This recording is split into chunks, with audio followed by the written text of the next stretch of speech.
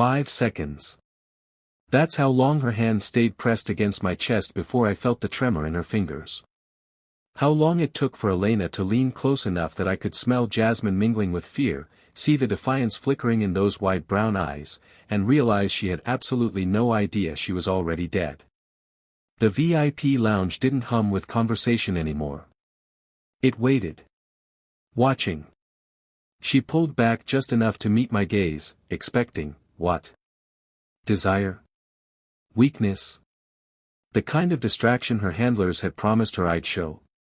Instead, I gave her the only thing I ever gave anyone. Truth. My eyes locked onto hers with the precision of a man who'd spent 15 years learning to read lies in the space between heartbeats. I didn't blink. Didn't smile. Just watched her realize, slowly, that she'd miscalculated something fundamental about this moment. I'm not built like the men she's used to. Not the decorative kind who flex in mirrors and make promises they can't keep. I'm built the way you build things meant to endure, to break others, to carry weight, to survive when everything else burns. The black shirt I'm wearing costs more than most people make in a month, but I didn't choose it to impress. I chose it because power doesn't need decoration. It just needs presence. The ink climbing my neck, the tiger's tail that disappears beneath my collar, caught the red light as I leaned forward. Just slightly. Just enough to enter her space the way a predator enters a clearing. She flinched. Not much. Just a flutter of her eyelashes, a hitch in her breathing. But I saw it. I see everything. Your hand, I said, my voice barely above a whisper, the kind of quiet that makes people strain to listen. It's shaking. Her fingers were still splayed against my chest, right over my heart. She'd meant it as provocation, the classic move. Touch him. Make him feel you. Make him want you. Distract him long enough for the real play to unfold. Except there was blood on her hand. Not much. Just a smear across her knuckles, dark and fresh against her glowing brown skin. The red light of the lounge made it look black, made her look like she'd already been baptized into the violence she didn't understand yet. That's not your blood, I observed, letting the words settle between us like smoke. Her lips parted. That beautiful, full mouth opened just slightly, and I watched her try to formulate a lie. Watched her realize she didn't have one prepared for this question. I don't. I lifted my hand, slowly, deliberately, and wrapped my fingers around her wrist. Not to hurt. Never to hurt something this exquisite. But to anchor. To claim. To let her know that whatever game she thought she was playing had different rules than the ones they'd taught her. My grip was absolute. Not painful, just immovable.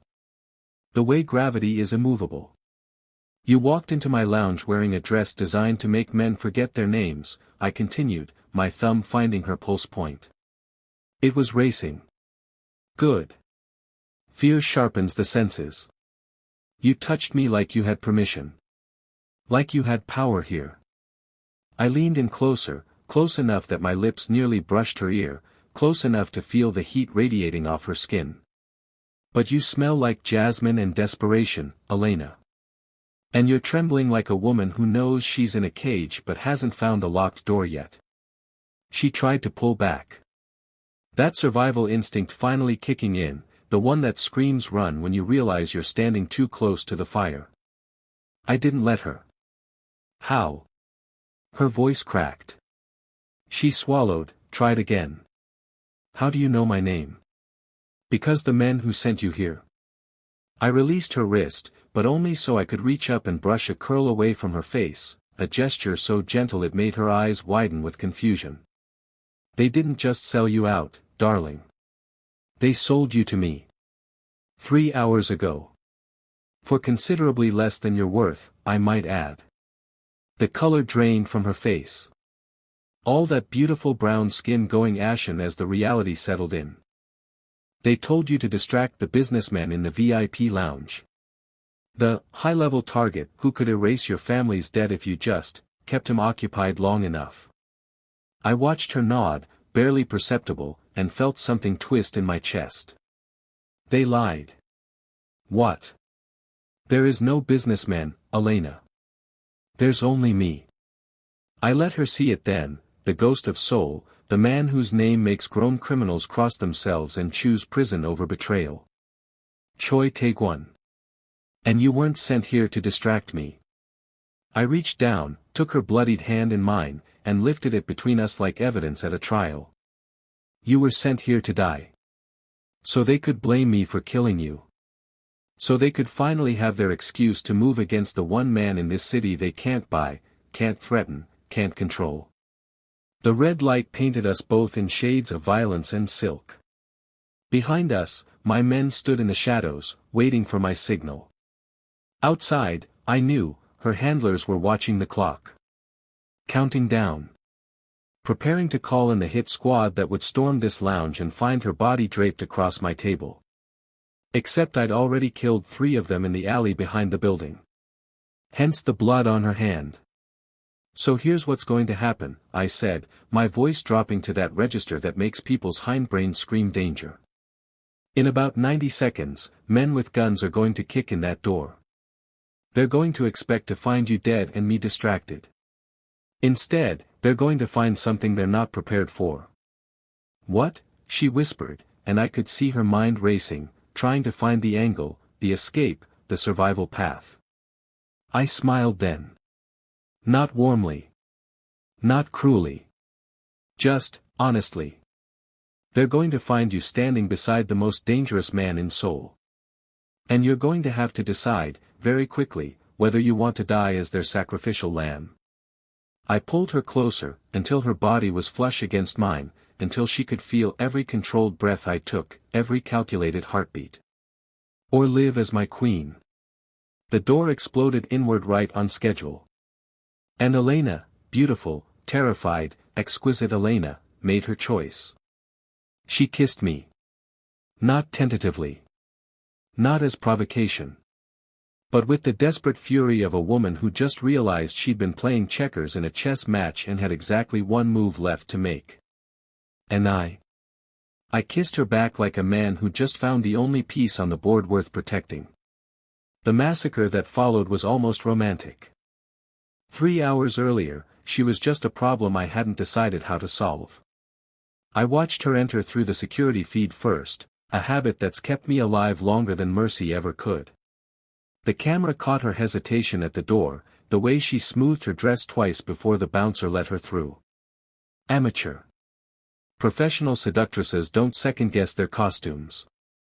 But then again, she wasn't a professional, was she? I killed the feed and waited, swirling 30-year-old whiskey in a glass while my second-in-command, Min-Jun, raised an eyebrow from across the table. The girl? He asked in Korean.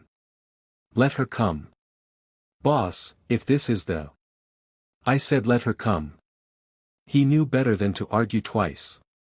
Min-Jun melted into the shadows with the others, leaving me alone in the VIP section, bathed in red light and cigarette smoke I didn't actually smoke. Atmosphere. Theater. People see what they expect to see. Elena appeared at the velvet rope like a vision designed to make men stupid. And God, she was trying so hard. The dress clung to every curve, the kind of black that absorbed light and promised sin. Her curls caught the red glow, turning her into something between an angel and a weapon. She'd painted her lips the color of wine, and when she smiled at me, that practiced, sultry smile, I almost felt bad for what I was about to do. Almost. Is this seat taken? Her voice was honey and smoke, pitched low to seem seductive. I gestured to the chair beside me without looking up from my glass. That depends on why you're here. She sat anyway, crossing her legs in a way that made the dress ride higher. Textbook move. I'd seen it 1,000 times, executed by women far more dangerous than her. Maybe I just wanted to meet the man everyone's been talking about. Her hand found my forearm, fingers trailing up toward my shoulder. The touch was supposed to be electric. Magnetic. Instead, I caught her wrist mid-stroke. Everyone. I finally looked at her, let her see the emptiness behind my eyes. Or just the men who sent you with instructions on exactly which buttons to press. Her smile faltered. Just for a second, but I lived in seconds. That's where truth hides. I don't know what you. Your hand is shaking, Elena. I turned her palm upward, revealing the slight tremor she couldn't control. Your pulse is elevated. You've glanced at the exit 4 times since you sat down.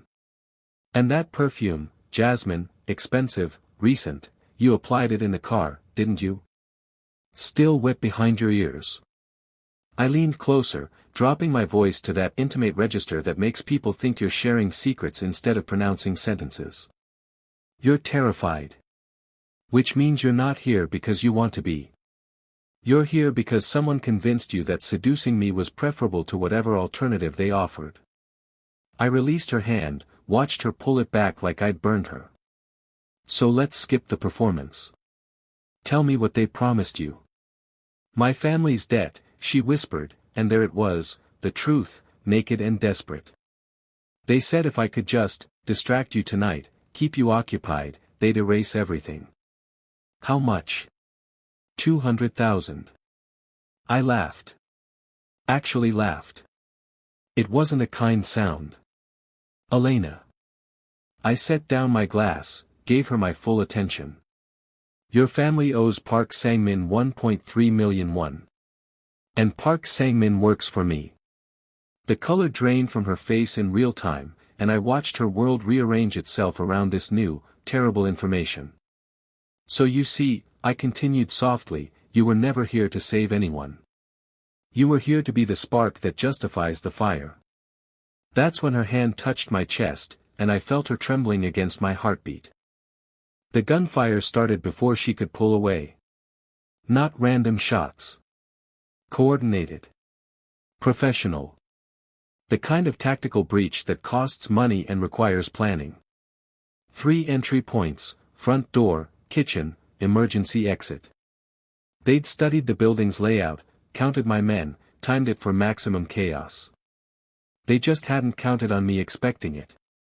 Down. I didn't raise my voice. Didn't need to. The word came out like a command from God, and Elena's survival instinct finally kicked in properly. She dropped below the table as the first bullets shredded the velvet curtains behind us. I was already moving. My hand found the Glock taped under the table's edge, because men who survive in my business don't rely on guards alone, and I put 2 rounds through the skull of the first shooter before he'd fully cleared the doorway. The red light turned his blood black as he fell. Stay down, I told Elena, but I felt her grab the back of my shirt as I shifted position. Clinging. Like I was the only solid thing in a world that had just exploded into violence. Min-jun emerged from the shadows, returning fire with the clinical precision I paid him obscene amounts of money for. 3 more shooters went down. 4. The lounge filled with cordite and screaming, civilians scrambling for exits that didn't exist anymore. This wasn't a hit. This was a massacre designed to have witnesses. Boss. Min-jun shouted over the chaos. West exit, now. I could have left her. Should have, probably. Let the shooters find her exactly where her handlers wanted her found, collateral damage in a war she didn't understand. It would have been cleaner. Simpler. Instead, I reached down and hauled Elena up by her arm, pulling her against my side. Can you run in those heels? She nodded, eyes wide with terror, mascara starting to streak. Then run. I kept her behind me, body positioned between her and the gunfire as we moved through the carnage. My men had created a corridor of violence, bodies dropping, muzzle flashes painting the walls in strobe light horror. One shooter got too close. I put a bullet through his throat without breaking stride, felt Elena's sharp intake of breath against my back. She was seeing me now. The real me. The ghost of Seoul in his natural habitat. Why? She gasped as we hit the back hallway, her voice raw. Why are you protecting me? I didn't answer. Didn't have time. The emergency exit was supposed to be clear, but I'd learned decades ago to trust my instincts over my plans. I stopped short, raised my fist. Min-jun froze behind us. 3 seconds later, the door exploded inward, and 2 more shooters rushed through. I killed them both before Elena could scream. Because, I said, stepping over the bodies and pulling her into the alley's darkness, you stopped being their pawn the moment you touched me. Now you're mine. The night air hit us like a slap, cold, sharp, real. Behind us, the lounge was burning. Sirens wailed in the distance, getting closer. I still had Elena's wrist in my grip, could feel her pulse hammering against my fingers. They'll kill me, she whispered. When they find out I survived. They'll try. I turned to face her, let her see the promise in my eyes. But first, they'll have to go through me. And in that moment, standing in an alley painted with blood and ash, I watched Elena make the calculation that every person in my world eventually makes. She chose the devil she could see over the ones hunting in the dark. Where are we going? She asked. I smiled. Somewhere they'll never think to look. I took her to the one place in Seoul where even ghosts can hide. Home. My penthouse wasn't what she expected. I could see it in her eyes as we stepped off the private elevator, the confusion warring with exhaustion, adrenaline finally giving way to shock. No red lights. No velvet and smoke. Just floor-to-ceiling windows overlooking Seoul's glittering skyline, minimalist furniture in shades of black and gray, and silence so complete it felt like another country. Sit, I told her, gesturing to the leather sofa. She didn't move. Just stood there in her ruined dress, mascara-streaked and shaking, looking like a beautiful disaster I'd dragged out of hell. I need to see it, she said quietly. Whatever you said about my family's debt. The contract. I need to see proof. Smart girl. Trust nothing. Verify everything. I walked to my office, pulled the file from my safe, the one I'd had prepared the moment I learned about tonight's little theater production. When I returned, Elena had finally sat down, but her spine was rigid, hands clasped in her lap like she was trying to hold herself together through sheer force of will. I dropped the folder on the glass table between us. That's the original contract Park Sang-min drew up with your brother, Daniel. 6 months ago. 1.3 million won borrowed to cover your mother's medical expenses. I watched her open it with trembling fingers, saw her eyes scanning the numbers. Interest compounds weekly. Current amount owed, 2.1 million. They told me 200,000, she whispered. They lied. I sat across from her, elbows on my knees, watching her world crumble in real time. Turn to page 7. She did. And I watched the exact moment she found it, the addendum signed 3 days ago. Her name, right there in black ink next to a clause that made her blood run cold. What is this? Her voice cracked. Collateral liquidation. Read it. Her lips moved silently as she parsed the legal language, and then her hand flew to her mouth. They sold me. They actually. Not sold. Transferred ownership. I leaned back, let her absorb it. Your brother signed over your life to Park Sang-min in exchange for a 3-month extension on the debt. And Park, being the ambitious parasite he is, immediately saw an opportunity. The lounge, she breathed. Tonight.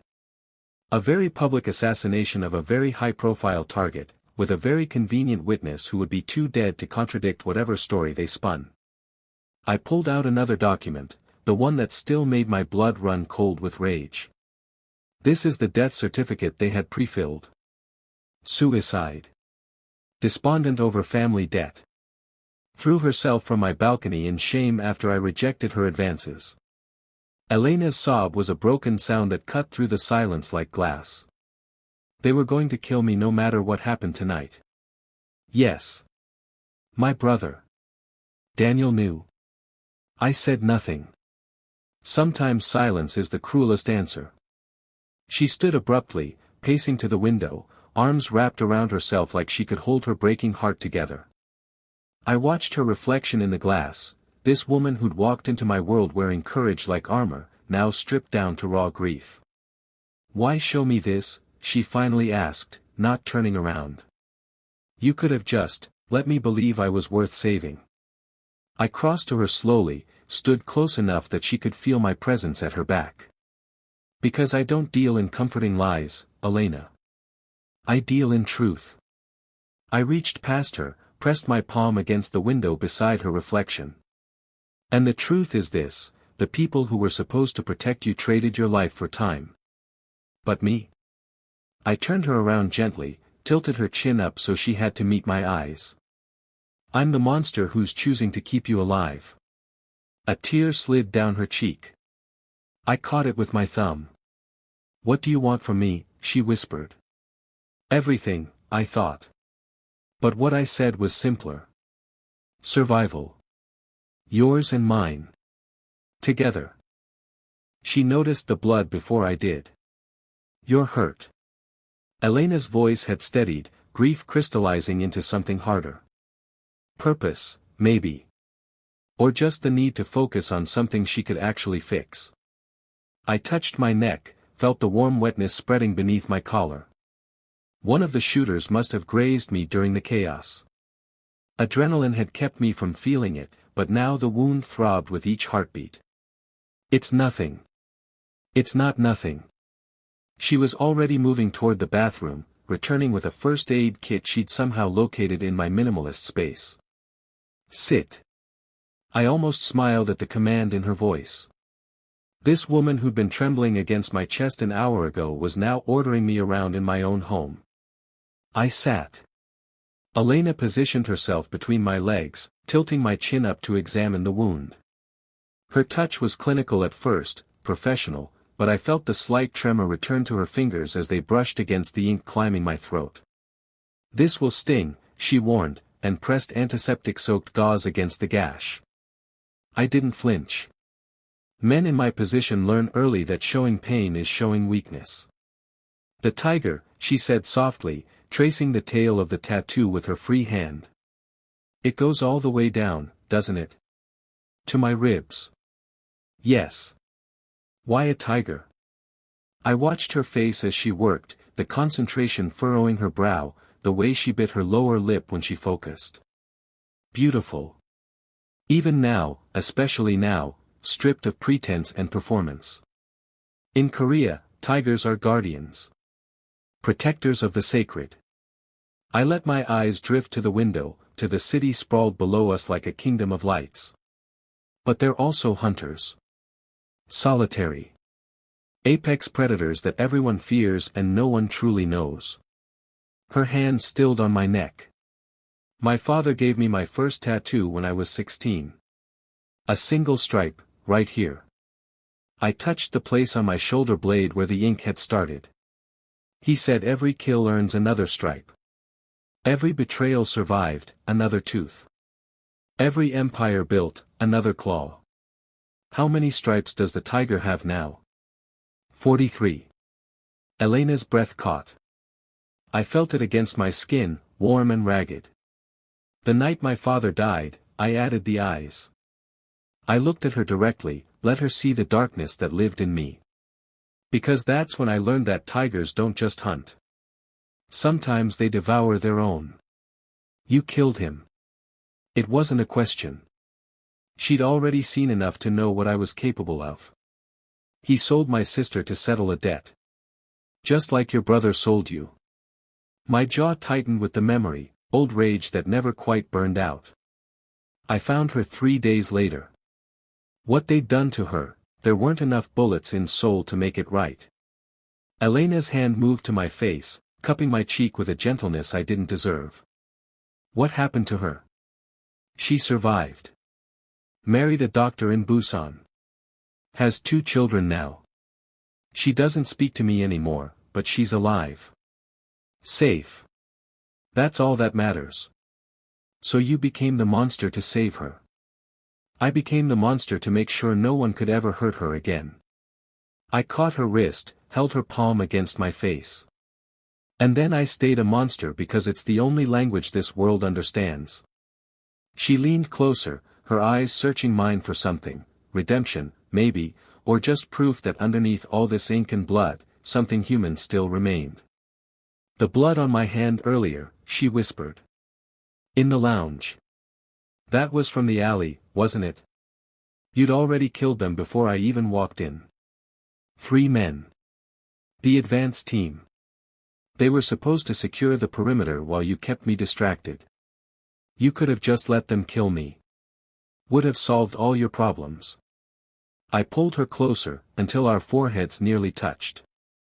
You were never the problem, Elena. You were the test. Of what? Whether I was still capable of saving someone instead of just destroying them. She kissed me then, not desperate like in the lounge, but soft, searching, like she was trying to find the man buried beneath the monster. And God help me, I kissed her back like maybe he was still there. Again. Elena's hand trembled as she raised the glass, amber liquid sloshing against crystal. We'd been at this for 2 hours, and she still looked like a frightened doe trying to imitate a panther. I can't. You can. I circled her slowly, predator assessing prey. But you're still thinking like a victim. Like someone who needs permission to take up space. We stood in my office, doors locked, curtains drawn. Outside, dawn was breaking over Seoul, painting the sky in shades of blood and gold. Inside, I was remaking Elena into something the men who tried to kill her would never see coming. When you walked into that lounge, you were performing seduction. Playing a role someone else wrote for you. I stopped behind her, close enough that she could feel my presence. That's why it didn't work. Men like me, men with real power, we can smell performance. It bores us. Then what should I have done? I reached around her, placed my hand over hers on the glass, guided it to her lips. Drink. She did, and I watched her throat work as she swallowed. The whiskey was expensive enough to make her eyes water. Provocation isn't about the dress or the smile or the touch. My voice dropped to that low register that made her breath hitch. It's about making a man feel like he's the one being hunted. Like you're the danger he should be afraid of, and he's too intoxicated by you to care. I released her hand, stepped back. Now. Imagine I'm Park Sang-min. The man who sold you. He's sitting across from you at a private dinner, smug, untouchable. Show me how you destroy him without ever raising your voice. Elena turned to face me, and for a moment, I saw the fear again, the girl who'd been sold and broken and left for dead. Then something shifted in her eyes. She set down the glass with deliberate care, each movement controlled, unhurried. When she looked at me again, her gaze was sharp enough to draw blood. Mr. Park. Her voice was silk over steel. You look nervous. Is it the wine, or is it the realization that I know exactly what you did to me? Better. Much better. She moved closer, and I felt my pulse quicken despite myself. This wasn't performance anymore. This was discovery. You thought selling me would buy you time. Safety. She reached up, straightened my collar with the casual intimacy of ownership. But here I am. Still breathing. Still standing. And I brought a friend. Her smile was a blade wrapped in beauty. He's very protective of his things. And you touched what's his. I caught her wrist, not to stop her, but because I couldn't help myself. Who taught you that? You did. Elena's eyes held mine, unflinching. You taught me that fear is just another form of power if you know how to weaponize it.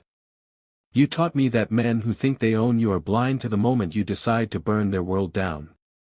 She was close enough now that I could smell jasmine beneath the whiskey, feel the heat radiating from her skin. And you taught me that the most dangerous provocation isn't making a man want you. Her free hand pressed against my chest, right over my heart. It's making him need you. Making him realize that losing you would be worse than any bullet, any blade, any rival syndicate. My jaw tightened. Elena. Tell me I'm wrong. Her voice was a challenge and a caress. Tell me you haven't spent the last 4 hours thinking about all the ways you'd dismantle anyone who tried to take me away from you. I couldn't. Because she was right. Somewhere between the lounge and this moment, between protecting her and teaching her, I'd made the fatal mistake every apex predator eventually makes. I'd let myself care. You're a quick study, I said, my voice rougher than I intended. I had a good teacher. She smiled, genuine this time, not performance, not weapon. Just her. So what happens now? I pulled her closer, until there was no space left between us. Now we make them wish they'd killed you when they had the chance. Because the woman they're about to face? I brushed a curl from her face. She's far more dangerous than anything they could have imagined. Why? Because now she knows exactly what she's worth. And she was worth burning the whole city down to keep. I'd walked these streets 1,000 times and never truly seen them. Hongdae at midnight was a carnival of neon and noise, college students stumbling between clubs, street vendors hawking tteokbokki, lovers pressed against walls and alleyways that smelled of soju and secrets. I moved through it like a ghost, invisible in plain sight, the way I'd learned to be when survival meant blending into shadows. But Elena made me visible. She'd dressed down for the operation, ripped jeans, leather jacket, her curls pulled into a messy ponytail. No makeup except the dark liner that made her eyes look dangerous. She looked nothing like the woman in the black dress, and everything like someone who belonged to this world of beautiful chaos. He's in there, I said quietly, nodding toward the third-floor Noribang where Park Sang-min held court every Friday night. Private room. 4 guards outside, 2 inside, plus whatever muscle he's got scattered in the building. Elena's hand found mine, fingers interlacing naturally. To anyone watching, we were just another couple navigating the crowd. They couldn't see the Glock pressed against my ribs or the knife strapped to her thigh, my knife, the one I'd given her that morning with instructions on exactly where to cut if someone got too close. The girl at the Pojangmika, she said suddenly, gesturing to a food stall where a young woman was serving drunk customers with practiced efficiency. She keeps looking at that man in the corner. Every 30 seconds, checking if he's still there. I followed her gaze.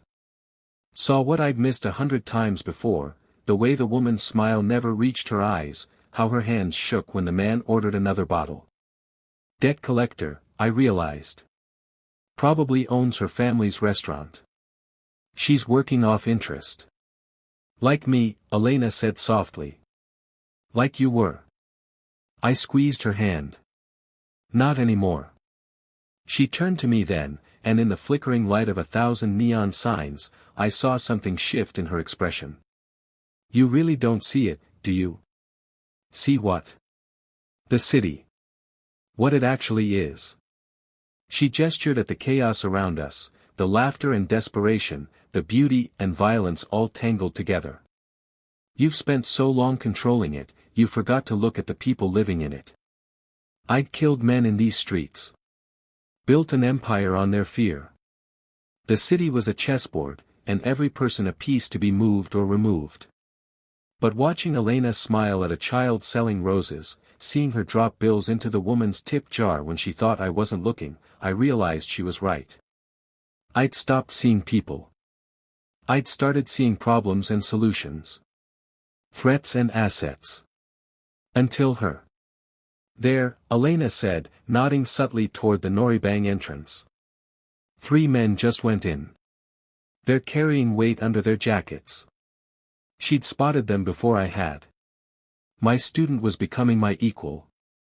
Park's expecting company, I murmured, already calculating angles, exit routes, collateral damage.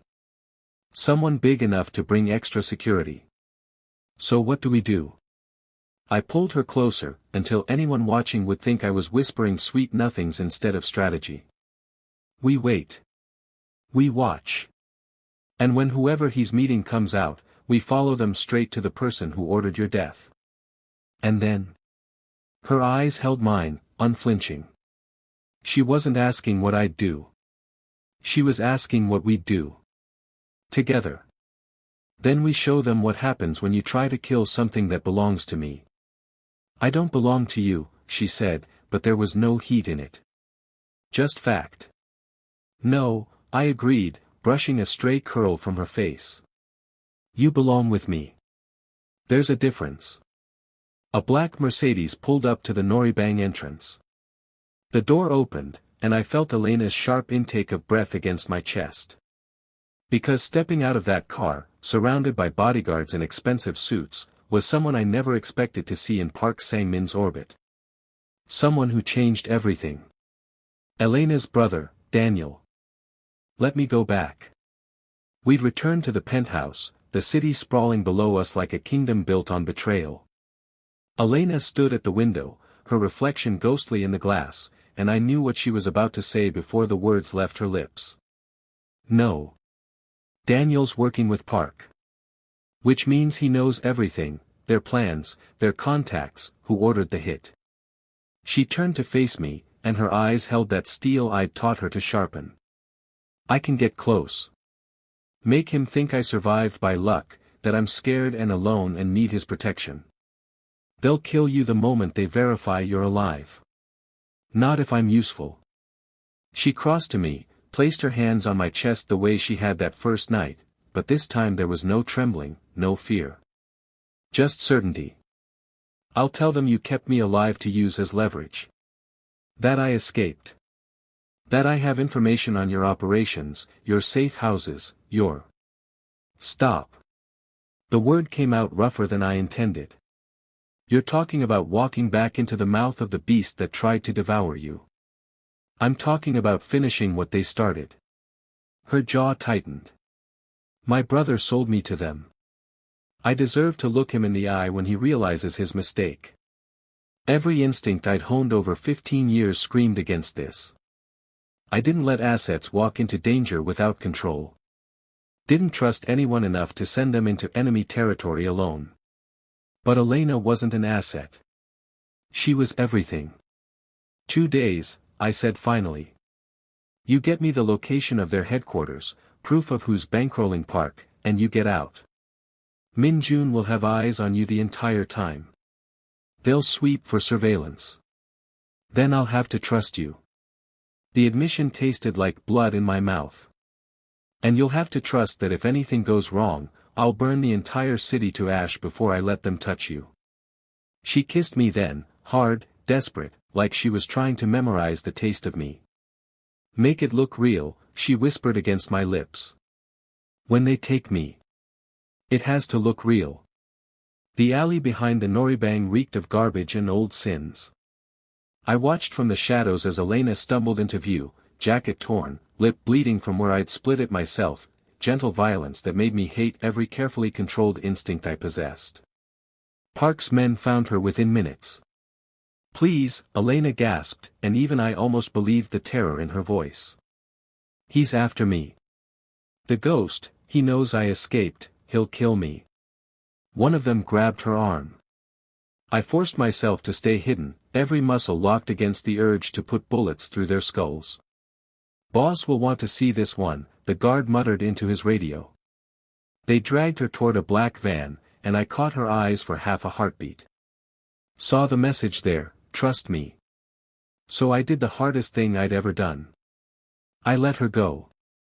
The van's taillights disappeared into Seoul's maze of streets, and Min Jun materialized beside me, phone already tracking the GPS chip I'd hidden in the lining of her jacket. She's either the bravest woman I've ever met, he said quietly, or the most foolish. Both. I watched the red dot move across the screen, heading toward Gangnam. That's what makes her perfect. And if this is a double cross? If she's playing you? I thought of Jasmine in desperation, of her hand steady on a trigger, of the way she looked at me like I was more than the monster everyone feared. Then I'll die having trusted someone worth dying for. The dot stopped moving in an industrial district I didn't control. Found them. Assemble the men, I ordered. If I don't hear from her in 48 hours, we paint that building red. Min Jun nodded and vanished into the darkness, leaving me alone with the knowledge that I'd just gambled the only thing that mattered on a woman I'd known for less than a week. The ghost of Seoul, brought to his knees by a girl who was supposed to be bait. The irony would have been poetic if it wasn't so terrifying. I stood over the wreckage of Park's ambition, the smell of cordite and copper filling the manor's grand hall. It was a familiar scent, the smell of a completed transaction. I didn't rush. Men in my position don't need to hurry, the world waits for us to decide its fate. I adjusted the cuff of my black shirt, my eyes scanning the room until they found the only thing that mattered. Elena. She was on her knees, the white marble of the floor a stark contrast to the glowing warmth of her skin. Seeing her bound like a common animal stirred a cold, clinical rage in my chest that I usually reserved for traitors. Park had thought he was clever, using her as a marker to draw me out. He hadn't realized that by touching her, he had signed a death warrant for everyone under this roof. "You're in my seat," I told him, my voice barely above a whisper. Park didn't have time to answer. I moved with the practiced grace of a man who had spent his life in the dark. The suppressed cracks of my weapon were the only sounds in the hall, short, sharp, and final. 3 of his guards slumped into the expensive rugs before they could even register my presence. Park scrambled for a sidearm, his face a mask of sweating terror. I didn't give him the satisfaction of a struggle. A single, precise shot silenced his greed forever. I ignored the bodies. They were just debris now. I walked toward Elena, my boots clicking rhythmically against the blood-spattered stone. I saw the defiance in her eyes, that same fire that had drawn me in when she first touched my chest at the club. She wasn't broken. She was waiting. I knelt before her, my shadow stretching over her like a shroud. The zip ties were dug deep into her wrists, marring the skin I had come to consider mine. I didn't bother with a knife. I gripped the plastic and snapped it with a raw surge of strength, the sound of the breaking tie echoing the end of her old life. "I told them you were a consequence they couldn't afford," I murmured, my thumb tracing the red welts on her skin. I could feel her shallow breaths, the heat of her radiating against the coldness of the room. I reached out, my fingers catching a stray curl of her hair, tucking it behind her ear so I could see her face clearly. She was no longer the bait they had sent to provoke me. She was the only person in this city who didn't look away from the monster in my eyes. "They touched what belongs to me," I said, the ink on my neck itching with the weight of my vow. "So I took everything they had. Now, get up. We have a city to run." The city of Seoul lay beneath us like a carpet of shattered diamonds, glittering, corrupt, and finally silent. We stood on the penthouse balcony of the Won Syndicate's headquarters, the wind whipping at the hem of Elena's black dress. The smell of smoke from the manor had long since faded, replaced by the crisp, cold scent of ozone and victory. I leaned against the railing, my gaze not on the horizon, but on the woman beside me. She didn't look like the trembling bait I had pulled from the shadows of that club. Her posture was straight, her chin tilted upward with a regal defiance that hadn't been taught, it had been forged. The smear of blood that once stained her hand was gone, replaced by a heavy, platinum band I'd placed there an hour ago. A mark of ownership, yes, but also a declaration of war against anyone who dared look at her with anything less than absolute reverence. "They're waiting for us inside," she said, her voice smooth and devoid of the fear that used to flavor it. She didn't turn to look at me, her eyes fixed on the neon veins of the city. "The heads of the 5 families. They want to know if the rumors are true." "Let them wonder," I murmured, stepping closer until the heat of her body cut through the winter chill. I traced the ink on my neck, the dragon coiled there feeling more restless than usual. "The only truth that matters is that this city has a new pulse. And it beats in sync with yours." She finally turned, her dark curls dancing in the wind. There was a dangerous playfulness in her eyes now, a reflection of the monster she had learned to run with. She reached out, her fingers splayed against my chest, exactly where she had placed them the night we met. But this time, her hand didn't shake. She wasn't grounding herself, she was anchoring me. "You realize what they'll call me," she whispered, a small, sharp smile tugging at her lips. The woman who walked into a tiger's den and forgot to leave. They can call you whatever they like, I replied, covering her hand with mine, my thumb tracing the knuckles that had learned to strike back. As long as they remember to bow when they say it. I had spent my life believing that power was a solitary throne, a burden of blood and silence. I was wrong. Power wasn't just about who you killed, it was about who you allowed to stand close enough to kill you. I pulled her into the light of the penthouse, leaving the darkness of the balcony behind. She was the provocation I was never supposed to survive, the bait that had finally caught the tiger. And as we walked through those double doors together, I knew one thing with absolute certainty, I wouldn't have it any other way. The underworld had its queen, and for the first time in my life, the ghost of Seoul felt truly alive.